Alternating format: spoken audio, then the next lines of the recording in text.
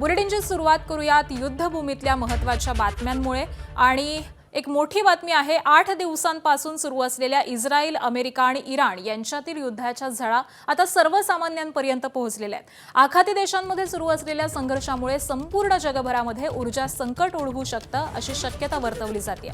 भारतात देखील पडसाद उमटलेले आहेत। घरगुती स्वयंपाकाचा गॅस आणि व्यावसायिक गॅस हा महागलेला आहे। घरगुती स्वयंपाकाच्या गॅसमध्ये 60 रुपयांची वाढ झाली आहे। घरगुती स्वयंपाकाच्या गॅसची किंमत ही आता 916 रुपये झालेली आहे, तर व्यावसायिक गॅसच्या दरामध्ये 114 रुपयांची वाढ झाली आहे आणि यामुळे व्यावसायिक गॅसची किंमत ही आता 1785 रुपयांवरती पोहोचलेली आहे।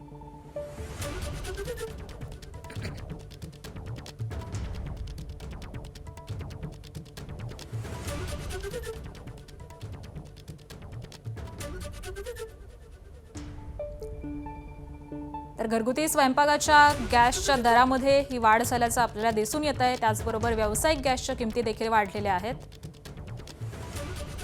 घरगुती गॅस सिलेंडरच्या दरामध्ये 60 रुपयांनी वाढ झाली आहे। नवे दर हे आजपासून लागू झालेले आहेत। देशभरातील प्रमुख शहरांमधील घरगुती सिलेंडरचे आधीचे आणि नवीन दर नेमके किती आहेत आपण जाणून घेऊयात। तर घरगुती गॅस सिलेंडर वजन 14.2 किलो, जुनी किंमत होती 856 रुपये, नवी किंमत आहे 916 रुपये आणि दरवाढ झालेली आहे एकूण 60 रुपये। त्याबरोबरच व्यावसायिक गॅस सिलेंडर हे देखील महागलेले आहेत।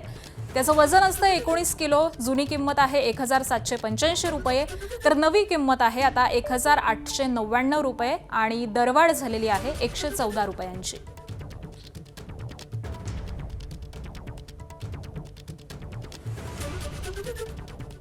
त्यामुळे भारतामधील घरगुती आणि व्यावसायिक गॅसचे सिलेंडर हे महागल्याचं चित्र सध्या दिसून येत आहे।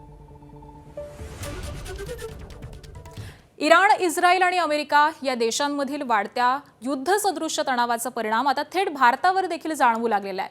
आंतरराष्ट्रीय घडामोडींमुळे इंधनाच्या किमतीवरती परिणाम होत असून एलपीजी सिलेंडरच्या दरामध्ये वाढ झालेली आहे। या दरवाढीचा सर्वाधिक फटका छोट्या मोठ्या हॉटेल्स आणि उपाहारगृहांना बसताना दिसतोय आणि याचाच आढावा घेतलेला आहे आमचे प्रतिनिधी ईशान देशमुख यांनी। पाहूयात।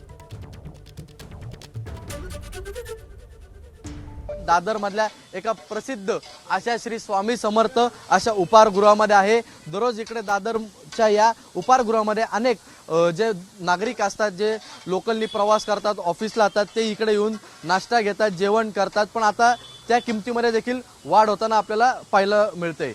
दादा, काय सांगाल तुम्ही? इकडे अनेक वर्षापासून दुकान चालवत आहे, काय आता किमतीमध्ये वाढ झाली आहे? हो, गॅसच्या किमतीमध्ये वाढ झालेलीच आहे। त्यामुळे आमच्या ह्याच्यामध्ये खर्चामध्ये पण वाढ झालेली आहे। त्यामुळे कसं आमचं मिळणारं उत्पन्न पण कमी झालं आहे। त्यामुळे गॅसच्या किमतीचा असा वाढत राहिल्या तर आम्हाला धंदा करणं फार मुश्किल होऊन जाईल। सध्या तुम्ही कितीला एलपीजी सिलेंडर घेताय? आम्ही आता भाव वाढण्यापासून 1720 रुपयाला घेतो। पहिला 1600 होता, आता 1720 झालं। तुम्हाला दिवसाला किती लागतात एलपीजी गॅस? 3 दिवसाला एक लागतं। 3 दिवसाला एक लागतं आम्हाला। आता तुम्हाला या किमतीमुळे सगळ्या गोष्टी परवडत आहेत? परवडतात, पण काय करणार, गिरायकाला एकदम भाव वाढवून देऊ शकत नाही। त्यामुळे आम्ही अजून त्याच भावात विकतोय। पुढे बघूया, अगर जास्त वाढले तर मग भाव वाढवावा लागतो। पण सध्या तुम्हाला एलपीजी सिलेंडर वेळेमध्ये उपलब्ध होत आहेत का? येतो वेळेमध्ये येतो। असं अजून तर काय झालेलं नाहीये। माहिती नाही। आपण बघू शकतो की कशा प्रकारे आता एलपीजी सिलेंडरमध्ये जी किमतीमध्ये वाढ झाली आहे त्याचा फटका हा प्रत्येक उपाहारगृह असेल, हॉटेल, व्यावसायिक असेल त्यांना बसत आहे। पण अजून देखील त्यांनी कोणतेही ज्या गोष्टी ज्या विकतात त्यावरती किंमत वाढवली नाही असं देखील सांगण्यात येत आहे।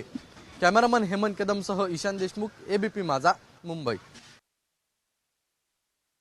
झळ आता भारताला देखील बसू लागलेली आहे। इराणच्या नाकेबंदीमुळे भारताला होणारा एलपीजीचा पुरवठा विस्कळीत झालाय आणि त्यामुळे घरगुती गॅस सिलेंडरचा तीव्र तुटवडा निर्माण होण्याची शक्यता आहे। खबरदारीचा उपाय म्हणून केंद्र सरकारनं तातडीनं सगळ्या रिफायनरींना आणि एलपीजीचं उत्पादन वाढवण्याचे आदेश दिलेले आहेत। आता रिफायनरी कंपन्या त्यांच्याकडील प्रोपेन आणि ब्युटेनचा वापर हा फक्त स्वयंपाकाचा गॅस बनवण्यासाठी करतील।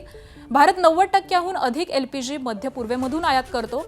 मात्र होर्मुझच्या सामुद्रधुनीमधून इराणनं केलेल्या नाकाबंदीमुळे एलपीजीची वाहतूक करणारे टँकर हे अडकलेले आहेत आणि त्याचाच परिणाम एलपीजी पुरवठ्यावरती झालेला आहे। सरकारकडे सध्या साधारण 30 दिवसांचा एलपीजी साठा उपलब्ध आहे आणि नागरिकांचे हाल होऊ नयेत यासाठी भारत सरकार पर्यायी पुरवठादारांचाही शोध घेत आहे। पण युद्ध असंच सुरू राहिलं तर घरगुती गॅस मिळण्यास विलंब होण्याची शक्यता आहे आणि त्यामुळे सर्वसामान्यांचे हाल देखील होऊ शकतात। तर गॅसचा तुटवडा हा कशावरती परिणाम करतोय आपण जाणून घेऊयात। खत उद्योग, सीएनजी आणि घरगुती पीएनजी, वीज उत्पादन, त्याबरोबरच रिफायनरी आणि पेट्रोकेमिकल उद्योग, हॉटेल रेस्टॉरंट उद्योग, सिरामिक आणि काच उद्योग या उद्योगांवरती देखील गॅसचा तुटवडा याचा मोठ्या प्रमाणावरती परिणाम होताना दिसतोय।